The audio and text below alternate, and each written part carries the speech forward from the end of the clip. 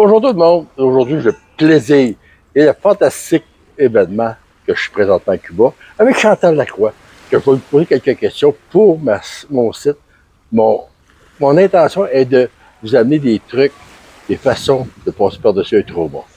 Bonjour, ma belle Chantal. Allô, Régent. Comment vas-tu? Ben, je vais tellement bien. Et toi? Ah, comment je veux pas en aller avec devant une belle femme et hey. avec le soleil qu'on a présentement à Cuba. Fait. Puis la belle gang du 15e camp au CSOS Santé, des gens magnifiques. Fait que ça fait que la semaine est agréable. Puis on apprend beaucoup des uns des autres aussi.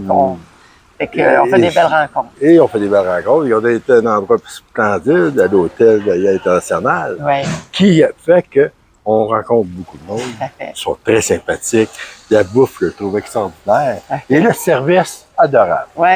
C'est fou parce que beaucoup de gens pensent en ce moment que le contexte économique, les ouragans, il y a eu beaucoup il y a des pénuries d'essence, etc. Fait qu'il n'y a pas d'électricité, pas de nourriture. On n'a vraiment rien vécu de ça ici. Il y a eu un manque d'électricité, mais la génératrice a embarqué. Mais la bouffe est bonne, les gens sont accueillants, l'hôtel est propre.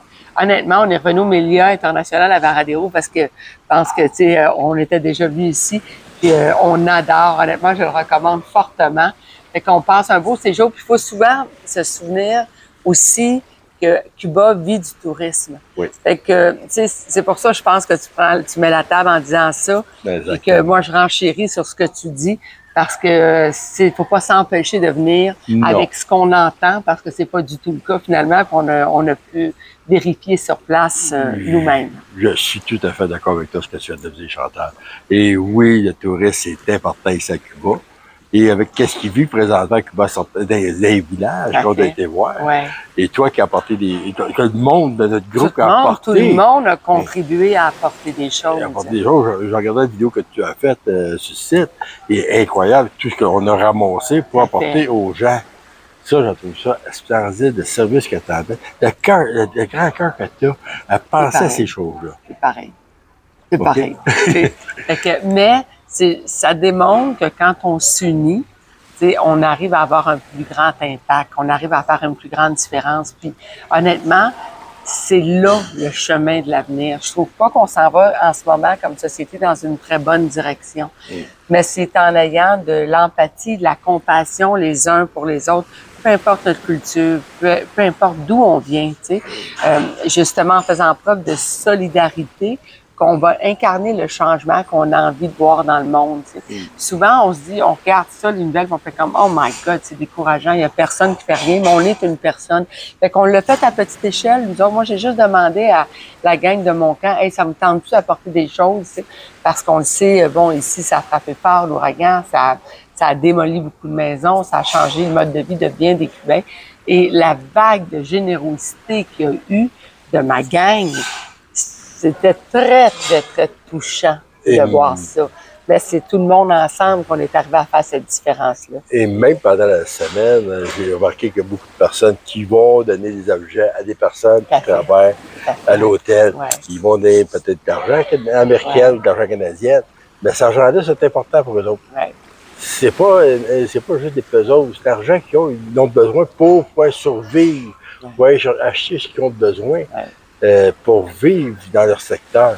Et eux autres, un salaire moyen annuel d'ici en argent américain est de 85 moyenne. Là. Fait que nous autres, on dit, hey, nous autres, on est payés 15-20$ de l'heure. Eux autres, c'est 85$ pour le mois. C'est un mois, 85$. Et le coût de la vie n'est pas moindre, honnêtement. C'est pas parce qu'ils sont à Cuba que le coût de la vie est différent. Au contraire, on dirait que tout a augmenté. Exactement. Et c'est pour ça que moi, j'encourage le monde de venir à Cuba, de choisir des autres hôtels qu'on est présentement ici, de choisir des endroits à Varadero, qu'il y a des beaux endroits, il y a pas de petites boutiques qui peuvent vous aider. Et c'est plaisant.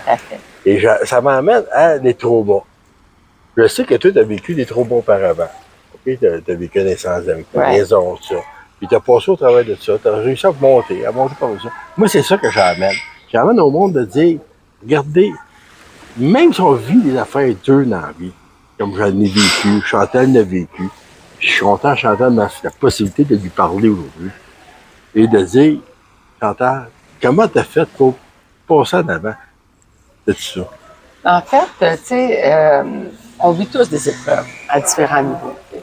Et on m'avait, parce que la beauté ou le privilège que j'ai eu, peut-être, je dirais, c'est d'avoir accès à plusieurs professionnels qui m'ont donné des outils que j'ai pu mettre en application et que je suis capable de partager pour dire, moi, ça a eu un impact pour moi. Maintenant, moi, je ne tiens pas à la vérité.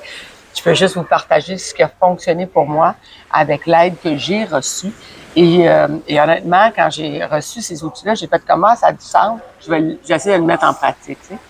Quand je me suis retrouvée à maintes reprises avec des épreuves, la première étape, c'était bon, souvent de me dire, dans un premier temps, au lieu de dire pourquoi ça m'arrive, de dire comment faire pour m'en sortir. Déjà là, tu es moins en position de victime. Ça, c'est la première des affaires. Le comment, tu es beaucoup plus en mode solution qu'en mode de pourquoi ça m'arrive. Des fois, c'est bien de faire une introspective, c'est surtout si c'est quelque chose qui arrive à répétition, mais déjà d'être dans le comment, déjà, ça ouvre l'esprit à dire, OK, j'ai des ressources à aller chercher. Où c'est que je peux aller chercher de l'aide pour m'aider? Quand je vais te prendre une première épreuve que j'ai eue, j'avais dit comment je fais pour passer au travers parce que je vivais avec un sentiment de vulnérabilité, de culpabilité. Je vivais avec de la douleur aussi, je te dirais. Et puis, il m'avait dit, le psychologue qui me suivait à ce moment-là dans ma quête, m'avait dit, tu sais, si tu essayais de voir ce qu'il y a de positif dans ce que tu as vécu. C'est pas toujours évident, je pense à toi, ton trauma. Je vais te dire avec le recul, il est où ton positif? Tu fais comme, tant mieux, je le vois pas, là. Tu sais, quelqu'un se jette en avant le métro que je conduis, là, je vois pas, ouais, il est où le positif, tu comprends? Mais essayer de voir qu'est-ce que tout ça peut t'amener à la limite à réaliser comme prise de conscience, réaliser par rapport à qui tu es, ce que tu vis, l'équilibre que tu as. Te dire, écoute, moi, là, tu sais, toi, dans ton, ça pourrait être, ben, sais-tu quoi? Je suis pas rendu là, je me suis pas rendu là dans ma vie, c'est un privilège, ma santé mentale, elle va bien, ma vie autour de moi, j'ai un bon support, j'ai un bon soutien, tu sais. Essayez de voir ce qu'il y a de positif dans ce que vous vivez, sincèrement. Pas toujours facile, mais il y a toujours quand même quelque chose à apprendre de ce que vous vivez.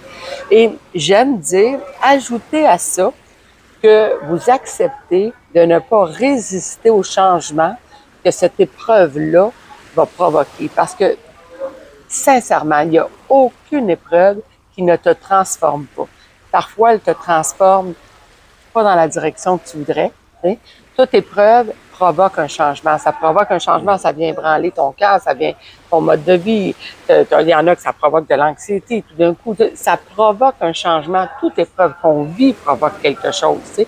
À partir de là, si tu acceptes de dire « je ne résiste pas à ce que tout ça va provoquer comme changement » et de voir où ça t'amène, en gardant en tête que, justement, il y a une solution, ou en gardant en tête le positif derrière tout ça, ou en t'accrochant à ce qu'il peut y avoir de positif, c'est clair que ça va amorcer quelque chose d'autre dans ta vie. Et ce quelque chose d'autre-là, si on décide de l'embrasser, si on décide de donner de l'amour, ça se peut que ce soit pas aussi agréable que c'était avant. Ça se peut que ce soit pas aussi parfait que c'était avant. Et en fait, je vous dirais, souvent, ce qu'on fait, c'est qu'on s'accroche à avant, c'était le même. Avant, c'était mieux. Avant, mais malheureusement, il y a une épreuve que tu viens de vivre qui t'a transformé. Donc, d'embrasser ce changement-là, de l'accueillir, ça amène quelque chose d'autre qui, je suis obligée de dire que moi, je regarde l'incendie de ma maison, bien, moi, ça a amené quelque chose d'autre. Tu sais, l'incendie de la maison, dans mon cas, on a tout perdu. Ça a amené qu'on est allé vivre dans un petit appartement qui a fait que Camille et moi, on a eu comme prise de conscience que, hey, sais-tu quoi? Plus petit, plus de temps, parce que moins de ménage à faire, plus de temps à passer Camille et moi ensemble, tu sais, coûte moins cher. Donc, encore plus d'argent pour nous gâter, en quelque sorte, tu sais. Et on a constaté que on était toujours dans les mêmes pièces dans notre grande maison, tu sais. Fait que on n'a pas besoin de tout ça. Fait que ça a amené quelque chose d'autre qui fait qu'aujourd'hui, dans le mode de vie, tu sais, j'ai fini de construire après 3 ans ma maison qui est passée au feu. Bien, je viens de mettre une pancarte à vendre puis je vivrai même pas dedans parce que toutes les deux, on a réalisé qu'on n'a pas besoin de tout ça, finalement. Fait que, tu comprends, c'est d'ouvrir à qu'est-ce que cette épreuve-là, c'est sûr qu'on peut montrer les souvenirs, tout a brûlé, la maison est passée au feu, etc. Ça a amené quelque chose d'autre, tu sais. Et puis, tu sais, au départ, je dis souvent à la blague, parce que j'en parle dans mes conférences, tu sais, moi, je rêvais, quand j'ai acheté la maison qui est passée au feu, de faire un coup d'argent pour la démolir puis construire quelque chose de plus grand. J'ai été chanceuse, j'étais assurée. Fait que c'est ce que j'ai fait. Tu sais, avec l'argent de l'assurance, j'ai pu me bâtir une maison plus moderne, un peu plus grande. Mais voyez-vous, au final, finalement, le fait de vivre dans un appartement plus petit, oui, j'ai construit ma maison, mais je la mets à vendre, puis je m'en vais ailleurs, finalement. Puis même Camille, au travers de ces 3 années-là que ça aura pris de bâtir la maison, elle aussi, elle a cheminé. Elle aussi, elle a eu envie de des choses différentes. Elle a décidé de changer d'école, dans un autre mode de vie aujourd'hui, tu sais, fait que, mais on a embrassé ce changement-là. Puis quand l'épreuve est arrivée, tu le sais, tu as assisté à mes conférences souvent, je me souviens quand l'épreuve est arrivée, tu sais, on pleurait, puis on voyait la maison brûler, tu sais. Puis là, à un moment donné, je me suis ressaisie, puis je disais à Camilla, OK, ben, attends une minute, là. Qu'est-ce qu'il y a de positif dans ce qu'on vit? Parce que, tu sais, mon psychologue me disait, essaie de voir le positif dans ce que tu vis. Ta maison est en train de passer au feu. Tu te dis, qu'est-ce qu'il y a de positif là-dedans? Ben, on est en vie. Vois-tu? Fait que des fois, c'est de penser un petit peu plus loin ou à la limite penser plus petit. T'sais, donc, moi, oui, on perdait tout. Oui, il y avait plus rien à faire, mais on était en vie. On était là, tu sais. Parce que le drame aurait pu être beaucoup plus grand parce que l'incendie a commencé sous la chambre de Camille, tu sais. Alors, fait que c'est comme ça. Puis c'est une étape à la fois. C'est un jour à la fois aussi. Dans tout ce qu'on vit à un moment donné, c'est d'y aller vraiment, tu sais, il y avait un autre thérapeute qui m'avait dit, tu sais, au lieu de passer une journée à la fois, tu sais, vas-y 1 heure à la fois, vas-y 1 minute à la fois, tu sais. Et puis, honnêtement, pour moi, c'est plein de petites choses comme ça qui ont fini par faire une énorme différence, qui fait que j'arrive à passer au travers de ces épreuves-là. Puis j'ai accueilli quelque chose que je trouve de beaucoup plus agréable, finalement, au bout de la ligne aujourd'hui. Je te vois, moi, je te vois briller, j'entends. Je te vois agir avec le monde qu'on est en présentement à ton camp. Je vois agir avec le monde qui alentour, les vedettes que tu as amenées, le monde que tu as amené au camp pour les conférences. T'as Dave Morissette, Philippe Laprise. Sylvie Tifo, qui fait Ma mère, ton père à TVA, donc qui est là. Mélanie Ganimé, qu'on connaît moins, mais c'est une humoriste qui mélange l'humour et la croissance personnelle. Puis il y a Robin Roy, évidemment, parce que... Notre bon Robin qui est là à tous les camps. Exactement. À tous les camps, puis je trouve ça splendide. Puis c'est là que je vois que tu t'es pas arrêté au moment que tu as eu ton incendie. Tu as dit non, il faut avancer, tu as été chercher le côté positif. Parfait. Et c'est là que moi j'emmène avec mes vidéos, mon programme que je fais, pour aider le monde à montrer comme quoi que non, arrêtez pas. Regardez quel côté que Chantal vient de prendre le côté positif. Elle dit, position, elle est en vie. On fait quoi là? Ouais. C'est ça qu'elle fait. Elle n'a jamais arrêté. C'est une femme de cœur, c'est une femme qui a un cœur immense, elle va tout donner. Elle est capable de tout donner. Ouais. Mais elle est là à tout moment. Pareil. Elle est pareil. Le Jean est pareil, puis sa femme est pareille. Elle est à côté, là, en ce moment, vous la voyez pas, là, parce que dans l'ombre, elle est pareille. C'est deux pareils, ça. Oui. Et oui. On est généreux de cœur, on est généreux d'amour, puis on essaie juste de pouvoir aider les autres. Et c'est ça que Chantal a fait. Je te remercie beaucoup, Chantal. La petite vidéo qu'on vient de faire ensemble, la petite entrevue, c'est pas long, mais pour moi, c'est une mine d'or que tu me donnes. Non, c'est fin. C'est une mine d'or que tu me donnes. Ça fait tellement plaisir, Régent. En plus de ça, tu es tellement là, tu es venu dans tellement de camps. Ouais. Puis moi, je te dirais au contraire, je te dirais, moi, à toi, là, merci. Merci de faire ça. Pour permettre à plein de gens qui ont vécu les traumatismes de différentes façons d'aller chercher des outils. Tu sais, des fois, vous écoutez, puis c'est peut-être, vous dites peut-être, bon, je ne sais pas, moi, si ça me convient.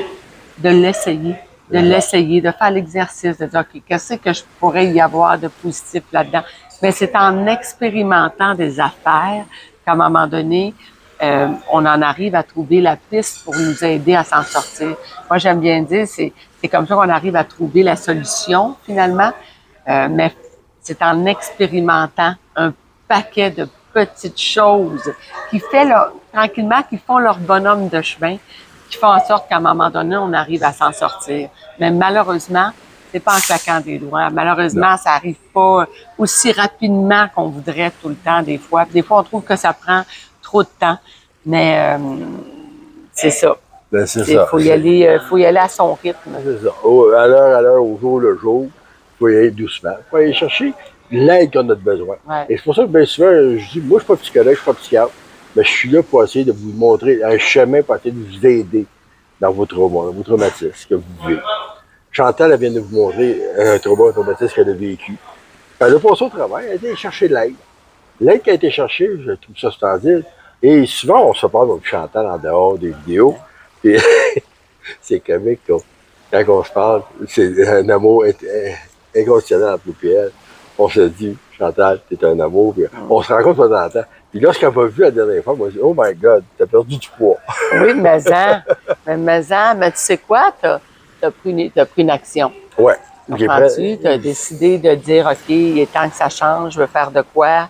Tu as posé le geste, comprends-tu? De prendre soin de toi, d'aller chercher l'aide que tu avais besoin, d'aller chercher les ressources pour se faire.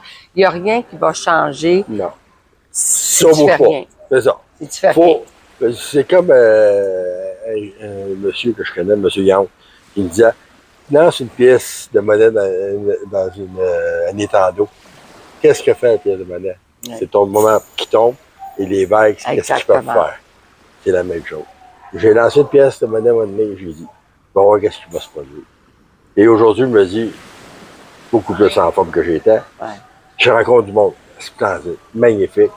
J'ai eu Robert Savoie que j'ai rencontré, Martin Letudip, et Chantal, ça fait longtemps que je la connais. On se jase souvent, j'entends. Puis c'est tellement plaisant. Et c'est pour ça que je vous dis de ma part et de la part de Chantal, je suis sûr qu'on va dire ça. Prenez soin de vous. Ouais. Prenez soin et regardez la vie elle est belle. Elle est devant vous. Il y a plusieurs personnes qui vont dire la même chose. Un trauma, un traumatisme, ça se soigne avec le temps et l'amour. L'amour de soi. Prenez le temps de vous aimer et bien voir que vous avancez. Un gros merci, maman Chantal. Ça fait plaisir. Bye bye tout le monde. J'embrasse tout le monde et à la prochaine.